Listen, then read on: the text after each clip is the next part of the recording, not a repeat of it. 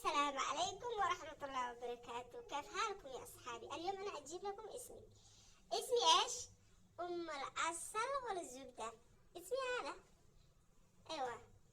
وثالث الزبدة طحينة وجبنة.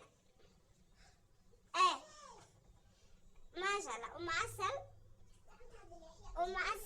والزبدة وطحينة وجبنة. هكذا اسمي هذا أسلم. حلو والله. وهذا المانجا تعرفوه؟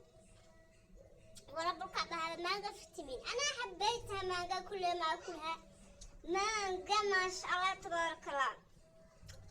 كلوا حتى عصير كل شيء سوى المانجا، حتى الرز المانجا قصيري. والله حلو.